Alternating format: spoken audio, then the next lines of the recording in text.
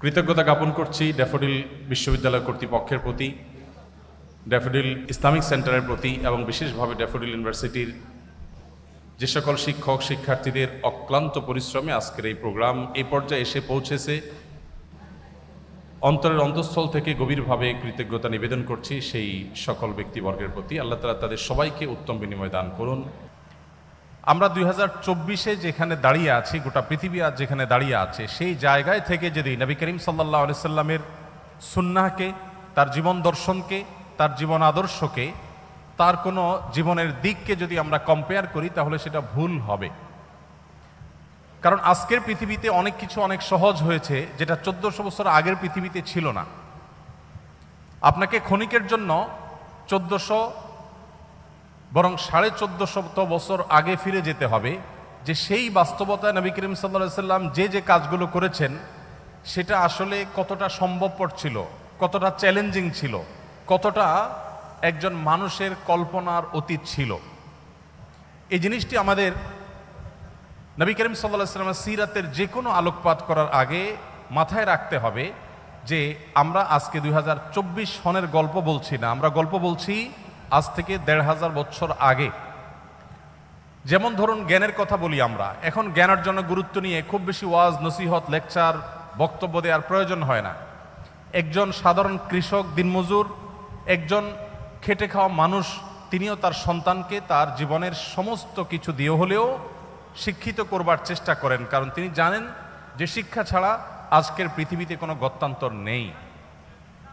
কিন্তু পৃথিবী যখন 1450 বছর আগের বাস্তবতায় ছিল, যখন শিক্ষা ছিল সমাজের সবচেয়ে গুরুত্বহীন একটি বিষয়, যখন শিক্ষার কোনো মূল্য সেই সমাজে ছিল না, এই রকম সমাজের বুকে দাঁড়িয়ে সর্বপ্রথম নির্দেশ ইকরা, এটা আল্লাহর পক্ষ থেকে যে এসেছে, নবী সাল্লাল্লাহু আলাইহি সাল্লামের পবিত্র মুখ থেকে নিঃসৃত হয়েছে, উচ্চারিত হয়েছে, এটাকে, এর যথার্থতাকে, এর যথাযথ মূল্যায়ন যদি আমাদেরকে করতে হয় তাহলে সেই বাস্তবতায় ফিরে গিয়ে তারপর ইকরা বিসমি রাব্বিকাল্লাযী খালাক আমাদেরকে পাঠ করতে হবে।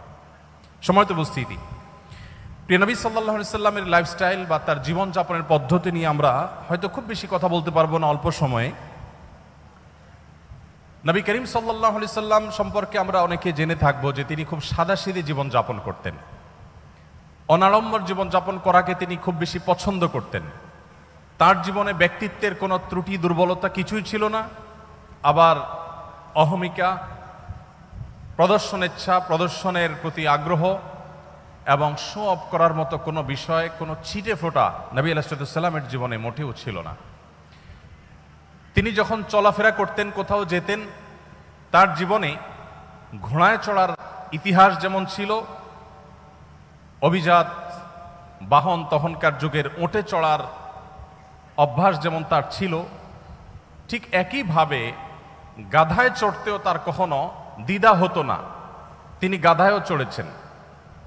আমরা যেরকম আজকাল কোনো সম্ভ্রান্ত, কোনো শৌখিন, কোনো বিলাসী পরিবারে বেড়ে উঠলে আমরা যে লাইফস্টাইলের সাথে অভ্যস্ত, আমরা ভিন্ন কোনো লাইফস্টাইল যদি কখনো প্রয়োজনেও আমাকে অবলম্বন করতে হয়, সেটা করতে আমরা হেজিটেশন ফিল করি, আমরা অস্বস্তি বোধ করি। আমাদের নবী করিম সাল্লাল্লাহু আলাইহি সাল্লাম এমন ছিলেন যে তিনি উঠে যেমন চড়তে স্বাচ্ছন্দ্য বোধ করতেন, ঘোড়ায় চড়তে যেরকম তার স্বাচ্ছন্দ্য হতো, গাধায়, যেটা গরিব মানুষদের বাহন, সেটাতে চড়তেও তার কখনো অস্বাচ্ছন্দ্য বোধ হতো না। প্রিয় নবী সাল্লাল্লাহু আলাইহি সাল্লামের সাদাসিধে জীবনযাপনের যে চিত্র, এটা তার খাদ্য থেকে নিয়ে তার শোয়া, তার উঠা বসা, তার কথাবার্তা, তার জীবনের প্রত্যেকটা স্তরে স্তরে আমরা দেখতে পাবো। একটি ঘটনা আপনারা অনেকে হয়তো শুনে থাকবেন। মদিনায় একবার বাহির থেকে একজন আগন্তুক এলেন। প্রিয় নবী সাল্লাল্লাহু আলাইহি সাল্লাম সাহাবীদের মধ্যে বেষ্টিত হয়েছিলেন, তাদের সাথে বসেছিলেন অনেকটা আসরের মতো গোলাকার হয়ে। বাহির থেকে আসা লোকটি জিজ্ঞাসা করলেন, তিনি প্রথমে বের করার চেষ্টা করলেন যে যার কাছে আমি এসেছি, যিনি আল্লাহর নবী এবং রাসূল হিসাবে আবির্ভূত হয়েছেন, তার নাম মুহাম্মদ, লোকটি কে? সে আগন্তুক প্রথমে অনেক চেষ্টা করেও উপস্থিত লোকদের মধ্য থেকে মুহাম্মদ সাল্লাল্লাহু আলাইহি সাল্লাম কে সেটাকে তিনি বের করতে পারলেন না। তাকে কোনোভাবে যখন তিনি চিহ্নিত করতে পারলেন না, তখন লোকটি জিজ্ঞাসা করলেন, মান ফিকুম মুহাম্মদ। তিনি উপস্থিত লোকদেরকে বললেন যে তোমাদের মধ্যে মুহাম্মদ লোকটি কে আসলে?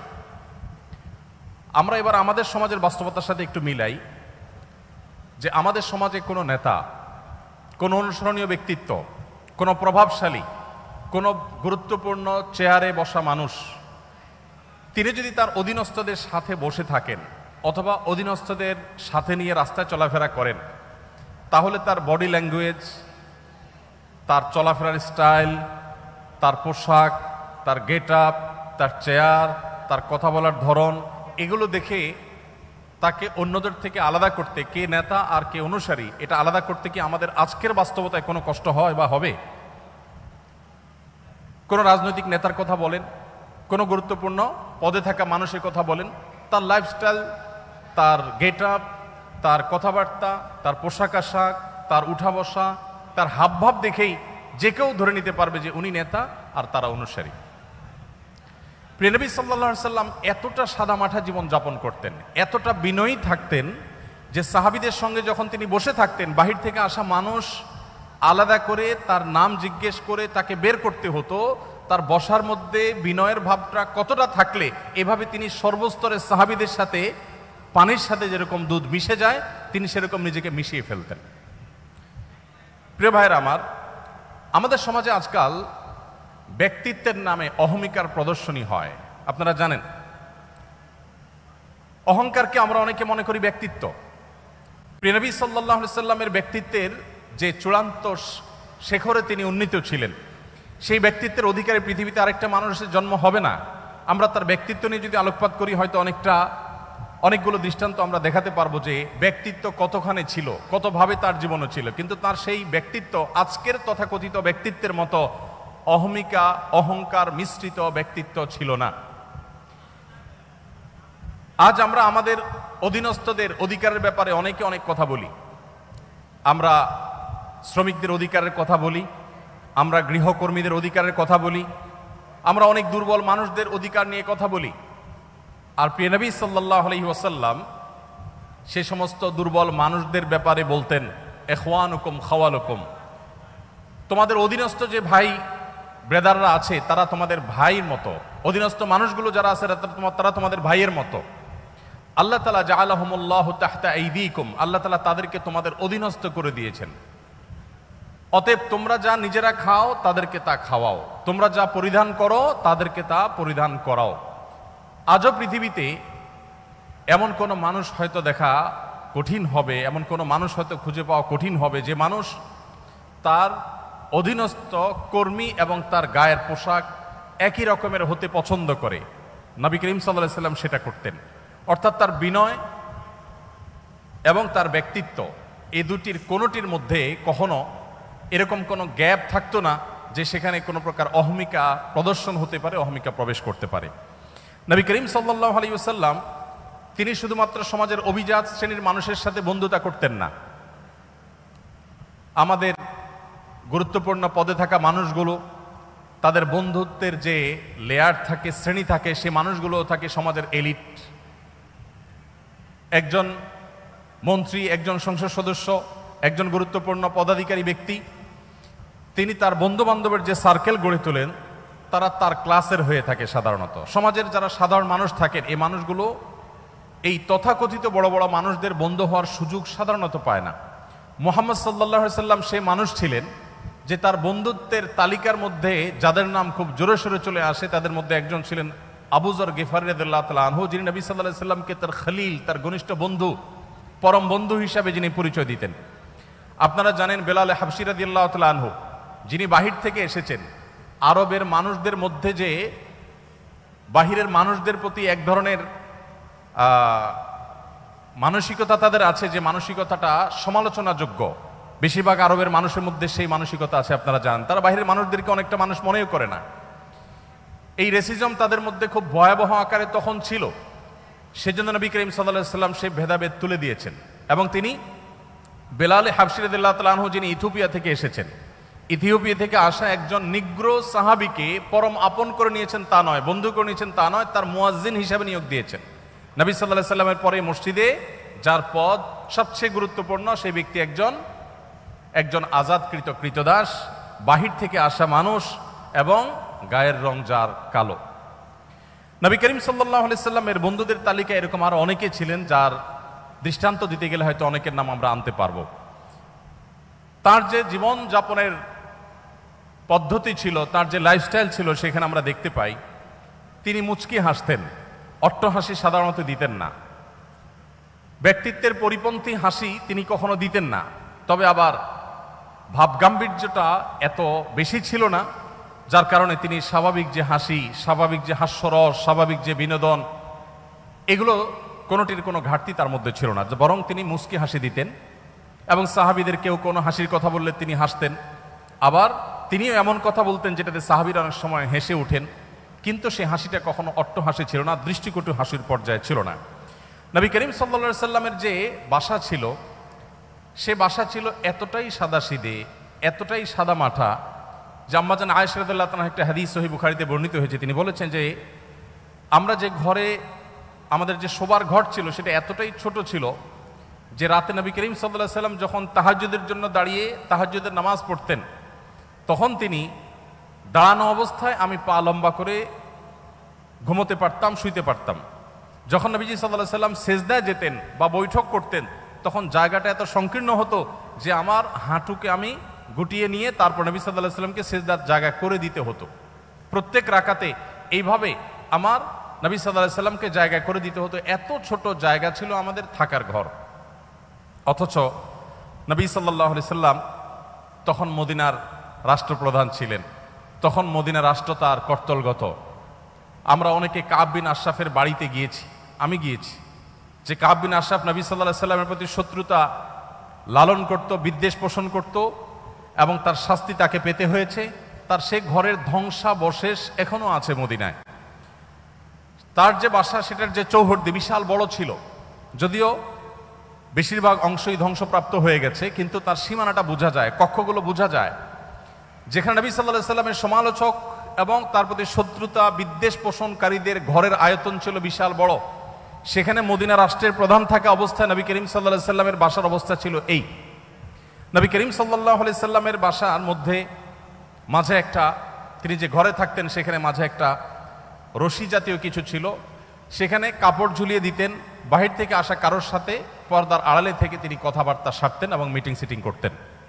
নবী করিম সাল্লাল্লাহু আলাইহি ওয়াসাল্লাম তার জীবন যাপনের পদ্ধতির মধ্যে আমরা দেখতে পাই যে তিনি নিজের হাতে কাজ করা পছন্দ করতেন। হস্তশিল্প এবং নিজের হাতে উপার্জন করাটাকে তিনি সবচেয়ে বেশি প্রায়োরিটি দিতেন এবং নিজের ছোটখাটো ক্ষুদ্র কাজগুলো নিজে করা পছন্দ করতেন, ভালোবাসতেন এবং পরিবারকে তাদের কাজে সহযোগিতা করতে তিনি পছন্দ করতেন। দাম্পত্য জীবনে যে স্বামী স্ত্রীর মধ্যে টুকটাক বোঝাপড়ার গরমিল হয়, নবী সাল্লাল্লাহু আলাইহি সাল্লামের জীবনেও এমনটি কম বেশি ঘটেছে। ছোট ছোট ইস্যু হলেও তার জীবনেও ঘটেছে। একবার একজন স্ত্রী উম্মুল মুমিনিন তার বাসায় আরেকজন স্ত্রীর বাসা থেকে একটা বাটি থেকে নবী সাল্লাল্লাহু আলাইহি সাল্লামের জন্য খাবার এলো। কাজের মেয়ে যখন খাবারটি নিয়ে আসলো, যে স্ত্রীর ঘরে তিনি ছিলেন, সতীর সুলভ যে ঈর্ষা থাকে, সেই জায়গা থেকে তিনি বিষয়টিকে ভালোভাবে নিলেন না, বরং সে মেয়ের হাত থেকে বাটিটা নিয়ে ছুঁড়ে ফেলে দিলেন। বাটি ভেঙে দুই টুকরা হয়ে গেল এবং খাবারগুলো সব নষ্ট হয়ে গেল। যিনি ছুঁড়ে ফেলে দিয়েছেন তার যুক্তি ছিল, আজ প্রিয় নবী সাল্লাল্লাহু আলাইহি সাল্লাম আমার ঘরে থাকবেন, আজকে আমার পালা। যিনি তরকারি পাঠিয়েছেন, খাবার পাঠিয়েছেন, তার ব্যাপারে তার ধারণা ছিল যে তোমার ঘরে যখন যাবে সেদিন তুমি খাওয়াবে, আজকে আমার পালার মধ্যে তুমি কেন খাবার পাঠাতে গেলো? আজকে তো আমি মন ভরে নবী সাল্লাল্লাহু আলাইহি সাল্লামকে খাবার খাওয়াবো, আপ্যায়ন করবো, আর আজকে তো আমার দিন। তো এই জায়গা থেকে তিনি ছুঁড়ে ফেলে দিলেন। নবী করিম সাল্লাল্লাহু আলাইহি সাল্লাম নিজে হাতে গিয়ে সেই ভেঙে যাওয়া বাটি কুড়িয়ে নিয়ে আসলেন। এরপর হুবহু একই রকমের আরেকটা বাটি বাসায় ছিল, দেখতে অবিকল একরকম। সেই বাটিটা কাজের মেয়ের হাতে দিয়ে নবী সাল্লাল্লাহু আলাইহি সাল্লাম বললেন, তুমি এটা নিয়ে ফেরত যাও, এবং ইশারা দিলেন যাতে ওখানে গিয়ে কোনো কথা না বলা হয়, এখানকার কোনো তথ্য, কোনো ইনফরমেশন, এখানকার যে ভাঙচুরের ঘটনা, এগুলো যেন সেখানে বলা না হয়। তিনি চলে গেলেন এবং তিনি যাওয়ার পর এবারের দৃশ্যটা আমি যদি আমাদের নিজেদের বেলায় আমি প্রশ্ন রাখি যে আমাদের জীবনে যদি এমন হতো যে আমাদের স্ত্রী, আমাদের সহধর্মিণী এরকম একটি কাজ করেছেন, যে আরেক জায়গা থেকে বাটি ভর্তি তরকারি এসেছে, খাবার এসেছে, এটা ছুঁড়ে ফেলে দিয়েছেন এবং এটা ভেঙে টুকরা টুকরা হয়ে গেছে। ওই মেয়ের সামনে কিছু বললাম না, একটা ভালো বাটি দিয়ে তাকে ফেরত পাঠিয়ে দিলাম। যার কাছ থেকে এসেছে তিনি মনে করলেন যে যে বাটি দিলাম সেই বাটি তো চলে আসছে, হয়তো খাবার রেখে বাটিটা পরিষ্কার করে দিয়ে দেওয়া হয়েছে, কোনো ঝামেলা হলো না, ভালো কথা। কিন্তু বাসায় প্রবেশ করে ঘরে ঢোকার পর স্ত্রীকে আমরা কমের পক্ষে এইটুকু কথা তো অবশ্যই বলতাম যে কাজটা কি ভালো হলো, এইটুকু কথা তো আমরা অন্তত বলতাম যে তুমি কাজটা কি ভালো করলা, কেন ভেঙে ফেললা, এইটুকু তো বলতাম। নবী করিম সাল্লাল্লাহু আলাইহি সাল্লামের এই হাদিস বর্ণনাকারী সাহাবী এরকম কোনো কথা উল্লেখ করতে পারেন না, অর্থাৎ নবী সাল্লাল্লাহু আলাইহি সাল্লাম একটি কথাও বললেন না। কারণ এখন স্ত্রীর রাগের সময়, এখন কোনো শাসনের সময় না, এখন শুধু সহ্য করার সময়, এখন শুধু সংযমের সময়। যখন সুযোগ পাবেন তখন তাকে যথাযথভাবে নসিহা করা, উপদেশ করা, তাকে বোঝানোর সে কাজটি তিনি করবেন। তো এই ছিল নবী সাল্লাল্লাহু আলাইহি সাল্লামের জীবন। তিনি সংযমী ছিলেন এবং সহনশীল ছিলেন। কেউ তাকে অসংযমী হয়েছে, রাগান্বিত হয়ে গেছে, রাগান্বিত হয়ে কখনো সীমা ছাড়িয়ে গেছে, আল্লাহ ইয়াজবিল্লাহ, এরকম কোনো দৃশ্য কেউ কখনো দেখে নাই। নবী সাল্লাল্লাহু আলাইহি সাল্লাম যিনি জীবনে পৃথিবীর আলো দেখবার আগেই বাবাকে হারিয়েছেন, মাতৃগর্ভে থাকা অবস্থায় বাবাকে হারানোর পর দুনিয়ার আলো দেখার পরপরই মাকে হারিয়েছেন। এর কিছুদিন যেতে না যেতেই একমাত্র আশ্রয় দাদাকে হারিয়েছেন। তার কিছুদিন পর যেতে যেতে না যেতেই তার একমাত্র আশ্রয়দাতা চাচাকে হারিয়েছেন। তার সবচেয়ে বড় সান্ত্বনার জায়গা তার সহধর্মিণী খাদিজা রাদিয়াল্লাহু তাআলা আনহাকে হারিয়েছেন। এতগুলো ঘটনা যখন একসাথে একাধারে ঘটলো, মাটির নিচের পাওয়ার নিচ থেকে মাটি একটার পর একটা যখন সরে যেতে লাগলো, এত বাধার পরও আমরা দেখি প্রিয় নবী সাল্লাল্লাহু আলাইহি ওয়াসাল্লাম এত বাধা বিপত্তি, মক্কাবাসীর শত্রুতা, এত কিছুর পরও জীবনে কখনো খেই হারিয়ে ফেলা বলতে যেটাকে বুঝি আমরা, মানুষ নিজের নিয়ন্ত্রণ হারিয়ে ফেলা বলতে যেটাকে বুঝি, এরকম কোন দৃশ্য নবী সাল্লাল্লাহু আলাইহি ওয়াসাল্লামের সিরাতের তার জীবনের কোনো অংশে কেউ, তার শত্রুরাও কেউ দেখাতে পারবে না যে তিনি রাগের চোটে কখনো খেই হারিয়ে ফেলেছেন, নিয়ন্ত্রণ হারিয়ে ফেলেছেন, কখনো রাগান্বিত হয়ে সরি বলতে হয়েছে তাকে, এরকম কোনো দৃশ্য তার জীবনে কখনো ঘটেনি। তবে যদি কখনো আল্লাহর কোনো বিধান পরিপন্থী কোনো কিছু হতো, আল্লাহর কোনো আইন, আল্লাহর কোনো বিধানের বিরুদ্ধে কেউ কথা বলতো, সেরকম পরিস্থিতিতে নবী করিম সাল্লাল্লাহু আলাইহি সাল্লাম প্রচন্ড রেগে যেতেন। কিন্তু তার সে রাগ, তার সেই ক্রোধ, সেটা কখনো তাকে খেই হারিয়ে ফেলার লেভেল পর্যন্ত নিত না। তার মুখ দিয়ে কখনো কটু কথা বের হতো না, তার থেকে কখনো অসৌজন্যমূলক আচরণ প্রকাশ পেত না। তিনি যখন রাগান্বিত হতেন তার চেহারা রক্তিম বর্ণের হয়ে যেত, লাল হয়ে যেত, আঙ্গুর যেরকম চিবালে রক্তিম লাল হয়ে যায়। নবী সাল্লাল্লাহু আলাইহি সাল্লাম যখন রাগান্বিত হতেন, বিশেষ করে যখন আল্লাহর কোনো বিধান লঙ্ঘন হতে দেখতেন, তখন তার চেহারা মোবারক লাল হয়ে যেত।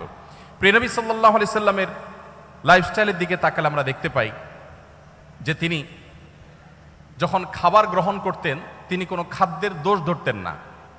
কোনো খাবার তার সামনে এলে পছন্দ হলে খেতেন, আর পছন্দ না হলে তিনি রেখে দিতেন, কখনো দোষ ধরতেন না। কানা নবী সাল্লাল্লাহু আলাইহি সাল্লাম লা ইয়াইবু তুআমা কাত্তু, নবী সাল্লাল্লাহু আলাইহি সাল্লাম কখনো কোনো খাবারের দোষ ধরতেন না।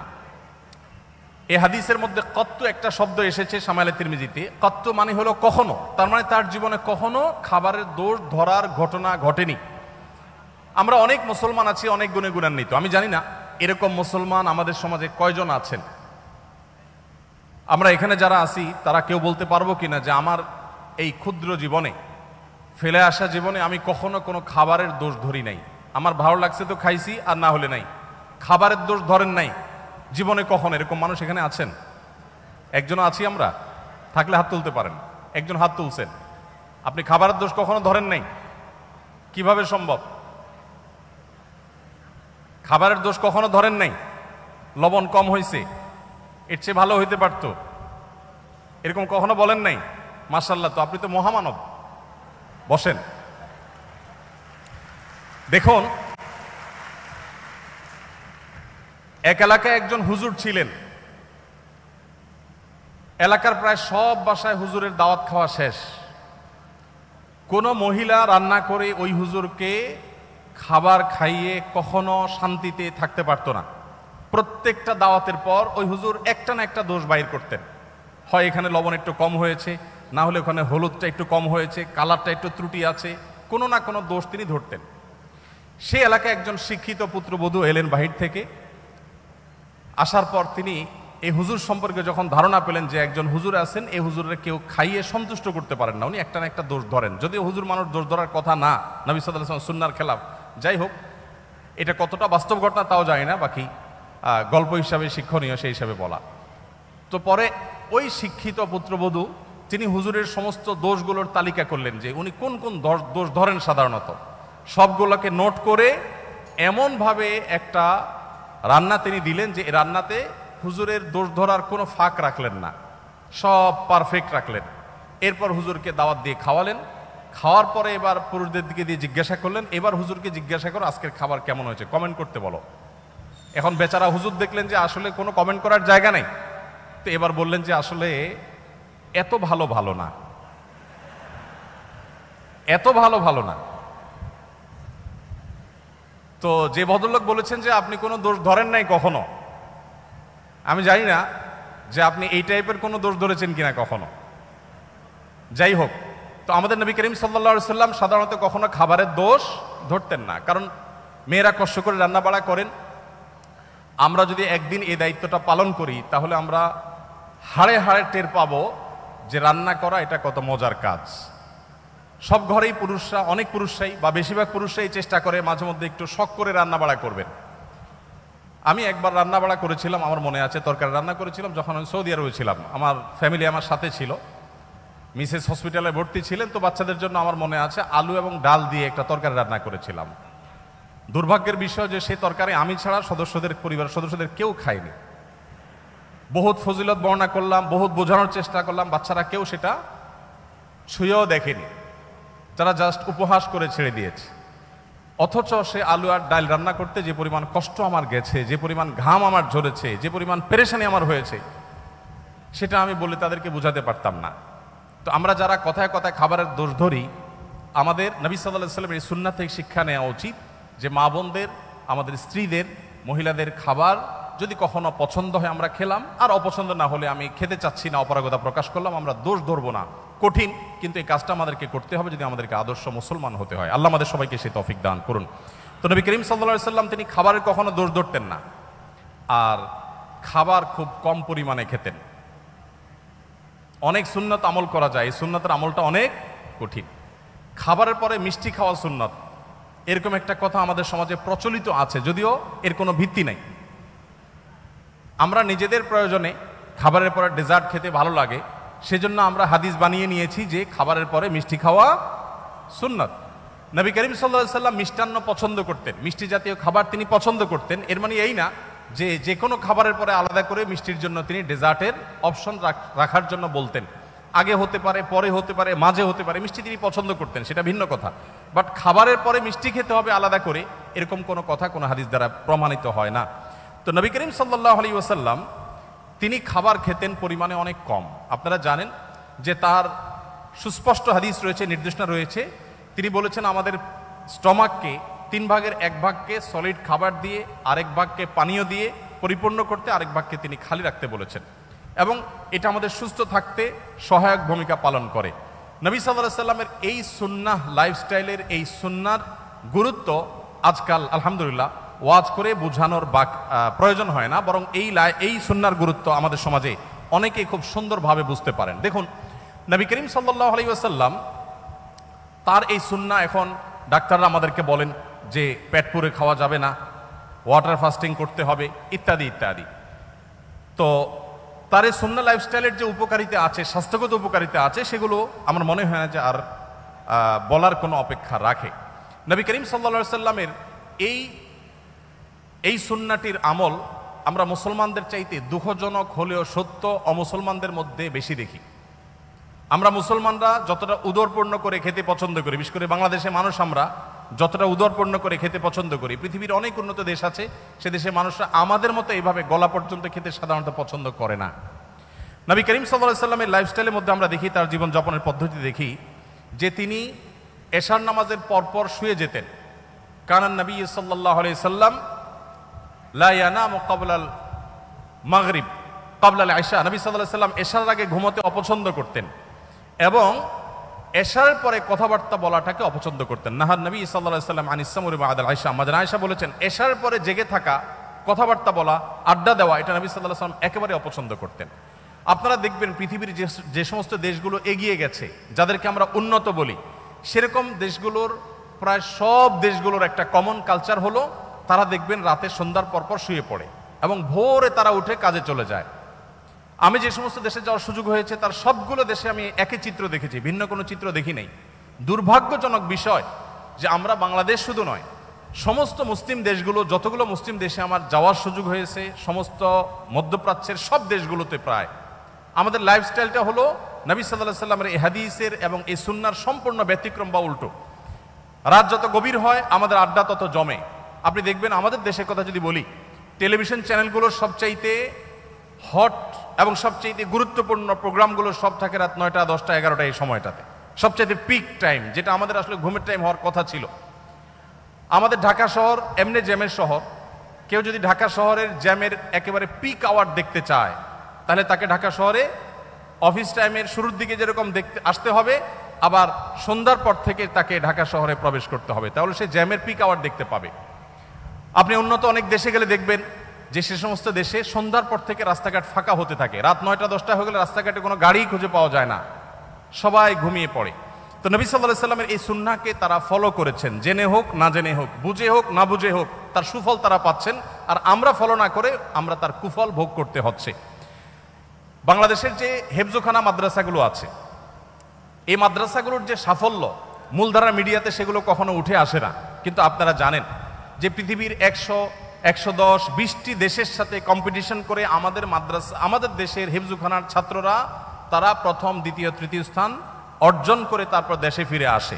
তাদেরকে মূল্যায়ন করা হয় না যদিও, কিন্তু আমরা জানি যে তারা রাষ্ট্রের তেমন কোনো সুযোগ সুবিধা একেবারেই পায় না। তারপরও এই কোণঠাসময় পরিস্থিতির মধ্যে থেকে তারা গোটা বিশ্বের 100-150 দেশকে পেছনে ফেলে তারা প্রথম, দ্বিতীয়, তৃতীয় স্থান প্রায় প্রতি বছর অর্জন করে আমাদের ছেলেরা দেশে ফিরে আসে। এই যে আমাদের দেশে হেফজোখানাগুলোর যে সাকসেস, তাদের যে সাফল্য, এটার রহস্য কি, সিক্রেট কি? আপনি যদি আমাকে বলেন তো আমি বলবো তার সিক্রেটের মধ্যে অন্যতম একটা সিক্রেট হলো বাংলাদেশের অন্য সব মাদ্রাসাগুলো কিছুটা ব্যতিক্রম হলেও 100% হেফজখানাগুলোর বা হেফজো মাদ্রাসাগুলোর নিয়ম হলো যে রাত 10টার ভেতরে প্রায় সব হেফজখানার ছাত্ররা ঘুমিয়ে পড়ে এবং ভোরে তারা উঠে পড়াশোনা করে। ফজরের পরে তারা কখনো ঘুমায় না, তারা সকাল 10টা, 10:30, 11টার দিকে একটু ঘুমায় দুপুরের আগে। আর ঠিক এই জিনিসটাই সুন্নাহ এবং নবী সাল্লাল্লাহু আলাইহি ওয়াসাল্লাম এটাই করতে বলেছেন, এবং এর ফলশ্রুতিতে এবং আরও নানা কারণে আমাদের হেফজোখানা শিক্ষার্থীরা মাত্র 1.5 থেকে 2 বছরের মধ্যে কোরআনে কারিমের মতো এত বিশাল বড় গ্রন্থ এই পুরাটুকু তাদের বক্ষে তারা ধারণ করে ফেলতে সক্ষম হয়। তো আমাদের অনেক শিক্ষার্থীরা আছেন যারা রাত জেগে পড়াশোনা করেন এবং গভীর রাত পর্যন্ত তারা জেগে পড়াশোনা করে আবার সকালে লম্বা একটা সময় তারা ঘুমিয়ে কাটান। তো নবী সাল্লাল্লাহু আলাইহি ওয়াসাল্লামের সুন্নাহর পরিপন্থী এটি, এবং তার লাইফস্টাইল ছিল যে তিনি এশার পরে শুয়ে পড়তেন, একদম কথাবার্তা বলা পছন্দ করতেন, যত আলাপ সালাপ সব এশার আগে করতেন। নবী করিম সাল্লাল্লাহু আলাইহি ওয়াসাল্লামের যে জীবনযাপনের পদ্ধতি, তার যে লাইফস্টাইল ছিল, সেখানে আমরা দেখতে পাই তিনি প্রতি সপ্তাহে 2টা করে রোজা রাখতেন, সোমবার এবং বৃহস্পতিবার, আর প্রতি মাসে 3টা করে রোজা রাখতেন, চাঁদের 13, 14, 15। আমাদের যে মাঝে মধ্যে ফাস্টিং করা উচিত, এটা আমাদের ডাক্তাররা এখন বলেন, আমাদের চিকিৎসকরা এখন বলেন যে আমাদের মাঝে মধ্যে না খেয়ে থাকা উচিত, এটা আমাদের স্বাস্থ্যের জন্য ভালো। নবী করিম সাল্লাল্লাহু আলাইহি ওয়াসাল্লাম সেই কাজটি করতেন সেই 1450 বছর আগে থেকেই। নবী করিম সাল্লাল্লাহু আলাইহি ওয়াসাল্লাম যখন কথা বলতেন, তিনি কারোর সাথে যখন কথা বলতেন পরিপূর্ণ মনোযোগী হয়ে কথা বলতেন, কখনো ঘাড় ফিরিয়ে অহমিকা প্রদর্শন হতে পারে, অবজ্ঞা বোঝা যেতে পারে, এভাবে কোনোদিন কারোর সাথে কথা বলতেন না। নবী করিম সাল্লাল্লাহু আলাইহি ওয়াসাল্লামের সিরাতের একটি দিক আমরা হয়তো অনেকে ইতিপূর্বে নাও শুনে থাকতে পারি, তা হলো তিনি যেরকম পৃথিবীর ইতিহাসের সবচেয়ে শ্রেষ্ঠ বক্তা ছিলেন, তার বক্তব্য যেরকম সবচেয়ে সুন্দর ছিল সব দিক থেকে, তিনি কিন্তু পৃথিবীর সবচেয়ে শ্রেষ্ঠ শ্রোতাও ছিলেন। যখন তিনি কারোর সাথে কথা বলতেন বা কারোর কথা তিনি শুনতেন, তখন পরিপূর্ণ মনোযোগ দিয়ে শুনতেন, ঘাড় ঘুরিয়ে কারোর কথা শুনতেন না, পরিপূর্ণ মনোযোগ দিয়ে শুনতেন। যখন কেউ কথা বলতো, তিনি কথা বলে থামার আগ পর্যন্ত নবী সাল্লাল্লাহু আলাইহি ওয়াসাল্লাম সাধারণত ইন্টারফেয়ার করতেন না। যখন কেউ তার সাথে হ্যান্ডশেক করতো, মুসাফা করতো, তখন তিনি নিজে থেকে হাতটা ছাড়াতেন না, বরং যিনি মুসাফা করেছেন তিনি ছাড়ানো পর্যন্ত অপেক্ষা করতেন। নবী করিম সাল্লাল্লাহু আলাইহি ওয়াসাল্লামের যে সৌজন্যতা, এটা আমি আবারও বলি, আজ 2024-এর সৌজন্যের সাথে মিলালে হবে না। 1450 বছর আগে চলে যান, সেই পৃথিবীতে যে বাস্তবতা ছিল তখনকার সময় নবী সাল্লাল্লাহু আলাইহি সাল্লাম এই সৌজন্যতাকে এস্টাবলিশ করেছিলেন। নবী করিম সাল্লাল্লাহু আলাইহি সাল্লাম তিনি পরিচ্ছন্ন থাকা পছন্দ করতেন। তার সাদাসিধে জীবনযাপন দেখে এটা মনে করার কোনো কারণ নেই যে তিনি, অনেক মানুষ আছেন যে খুব সাদামাটা জীবনযাপন করেন, অপরিচ্ছন্ন, অপরিপক্ক বা আগোছালো। নবী করিম সাল্লাল্লাহু আলাইহি সাল্লামের জীবনযাপন ছিল খুবই পরিশীলিত, খুবই মার্জিত, খুবই পরিচ্ছন্ন, খুবই গোছানো, কিন্তু সেটার মধ্যে কোনো অহংকার ছিল না, প্রদর্শন করার মানসিকতা ছিল না, শো অফ করার মানসিকতা ছিল না। এই জন্য নবী করিম সাল্লাল্লাহু আলাইহি সাল্লাম আমাদেরকে যে জীবন বিধান দিয়েছেন সেখানে আমরা দেখতে পাই যে তিনি ওযু করতেন প্রত্যেক ওয়াক্তে, তিনি মিসওয়াকের নির্দেশ দিয়েছেন, বাসায় প্রবেশ করার আগে, পরিবারের লোকদের সাথে কথা বলার আগে মিসওয়াক করে তারপর প্রবেশ করতেন। কোনো গুরুত্বপূর্ণ মিটিংয়ে যাবেন, মিসওয়াক করে তারপরে যেতেন যাতে মুখের দুর্গন্ধ বের না হয়। জুমার দিনে সবাই সমবেত হবে, সেখানে সবাইকে মিসওয়াক করে আসতে, গোসল করে আসতে নির্দেশ দিয়েছেন। পরিচ্ছন্নতা, পরিপাটি থাকা এবং পরিশীলিত থাকার যত রকমের দিক হতে পারে তার সবগুলো নির্দেশ নবী সাল্লাল্লাহু আলাইহি সাল্লাম দিতেন। নবী করিম সাল্লাল্লাহু আলাইহি সাল্লাম তিনি ভাব গাম্ভীর্যের কোনো কমতি তার ছিল না। তিনি বলেছেন নুসরিতু বির-রু'ব, আল্লাহর তরফ থেকে ভাব গাম্ভীর্য দিয়ে আমাকে সাহায্য করা হয়েছে। তাকে দেখে দূর থেকে অনেক তার শত্রুরা পর্যন্ত তার কাছে মাথা নত করতে বাধ্য হতো। তার ব্যক্তিত্বের যে আভা তার চেহারায় ফুটে উঠত, এটা দেখে এটার কাছে বহু অমুসলিমেরা হার মেনেছে এবং সারেন্ডার করেছে।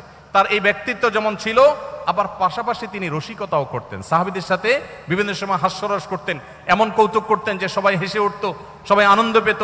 এবং তার সেই ব্যক্তিত্ব, তার সেই ভাব গাম্ভীর্য আজকে আমাদেরকে যেরকম ভাব গাম্ভীর্যের কারণে অনেককে অহংকারী করে তোলে, এটা তার মধ্যে ছিল না।